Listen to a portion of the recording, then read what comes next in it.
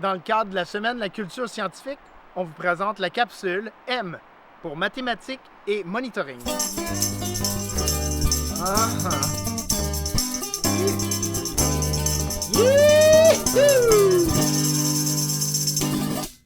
Au G3E, on a deux programmes forts qui permettent de suivre l'état de santé des cours d'eau. On a J'adopte un cours d'eau, qui est un programme éducatif qui va plonger les jeunes au service de l'eau. Puis on a Survol Bentos, qui est un programme de surveillance volontaire qui est fait par des organismes de bassin versant, la CEPAC, des cégeps et d'autres organismes environnementaux. Dans les deux programmes, les macro-invertébrés benthiques sont utilisés comme bioindicateurs. Qu'est-ce qu'un bioindicateur? Un bioindicateur est un animal, un végétal, un champignon ou un groupe d'espèces qui permet d'obtenir des informations sur les caractéristiques physiques, chimiques et climatiques d'un environnement. Par exemple, le pH, la luminosité, la température, etc.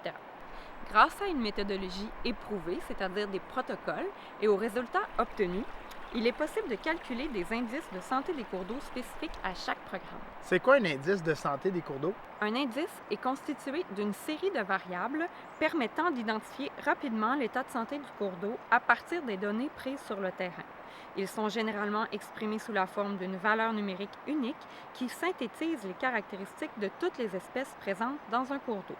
Généralement, ils sont construits sur la combinaison de 2 ou 3 variables, l'abondance des groupes d'organismes et l'abondance des groupes d'organismes tolérants et sensibles à la pollution organique.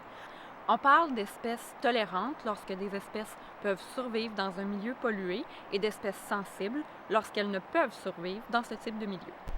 Par exemple, la pollution d'un cours d'eau réduit généralement le nombre et la diversité des macro-invertébrés benthiques dans un milieu.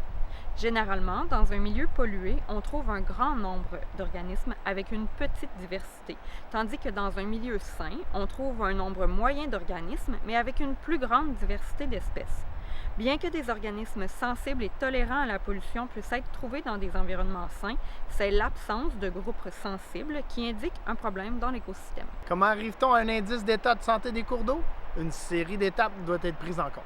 Il est nécessaire d'échantillonner les macro-invertébrés benthiques en respectant les protocoles correspondant au programme. Parallèlement à l'échantillonnage des informations sur la qualité de l'habitat ainsi que des mesures des paramètres physico-chimiques doit être réalisé sur le terrain. Température de l'eau, oxygène dissous, conductivité, turbidité, pH, etc. Ces informations permettront de caractériser et de compléter les informations sur la qualité de l'eau dans laquelle les organismes ont été prélevés. On effectue ensuite l'identification des macro-invertébrés selon le niveau requis dans le protocole J'adopte un cours d'eau ou Survol Bentos. On entre ensuite les valeurs dans la base de données du G3E où les organismes sont associés à des cotes de tolérance à la pollution organique.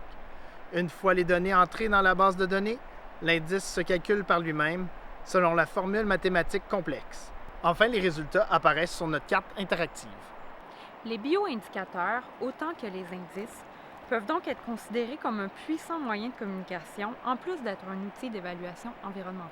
Cela nous permet de représenter l'état de santé des cours d'eau et permet aux participants de nos programmes d'évaluer les causes d'un bon ou mauvais état de santé.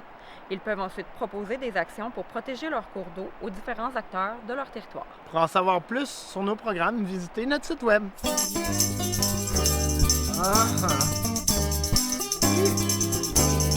Yee-hoo!